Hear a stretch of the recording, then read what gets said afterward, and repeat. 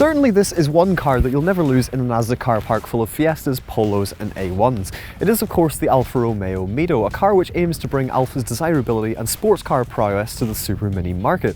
But without starting this review on a slightly sour note, despite the fact that it looks like an 8C Competizione that's been hit with a shrink ray, it's never quite been the success that Alfa hoped. So to that end, last year it saw fit to give it a facelift along with its Giulietta sibling, which brought new looks, new trims and a new 1.3 litre diesel engine. So does the Mito finally deliver the goods the way that everybody hopes it will?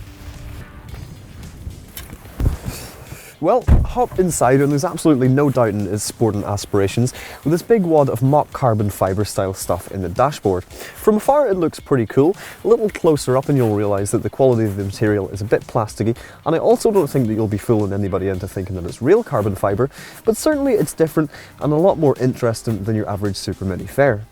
The car we have today is the new mid-spec Speciale trim, which comes with extras like aluminium pedals and the gorgeous 17-inch alloy wheels. Equipment levels are also decent with the likes of rear parking sensors, cruise control and sat-nav, although the Uconnect touchscreen system is a little on the small side and also showing its age compared to sleeker, more modern systems. What else? Well, it's comfortable enough here in the front, but things are a little more cramped in the back. It's 3-door only, so getting in and out can be a bit of a pain, while its practicality is also hampered by a lack of storage space. That said, its 270 litre boot is bigger than mini hatchbacks and about on par with an Audi A1, while it's good and deep for stacking luggage in.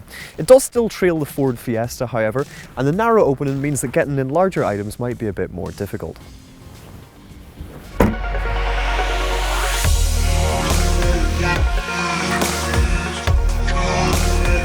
So it's got the looks, but what about the drivability, and what about that brand new diesel engine?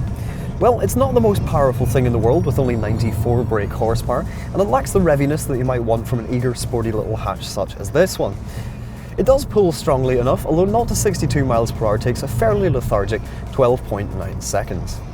It's got tough competition from the likes of the Fiesta and the Mini as well, and despite its athletic overtones, it is left wanting. The steering's too vague even in dynamic mode, while it tends to sort of lurch about a bit more in the corners than you might expect. All of the controls, throttle, brake and clutch are super light as well. I can understand the appeal for somebody who might like an easy car to drive, although the overall air is of a car that doesn't really inspire that much by way of confidence. Ride quality is fairly poor as well, I have to say. It sort of shudders and hops over surfaces even at low speeds, while there's also a lot of wind, tyre and road noise that creeps its way into the cabin, and which can make longer journeys more tiresome than they need to be. I mean, I do get it, it's all in the interest of creating a more sporty car, but it lacks the precision and the agility of the best hatches on sale, and as a result it just ends up coming across a bit firm, a bit nervous, and ultimately a bit of a disappointment. I do feel a bit bad for ragging on it, I have to say, because like most car fans, I always have had a soft spot for Alfa Romeos, but I can only be honest, and this thing is about as close to the classic Alfa Romeo experience as tofu is to bacon.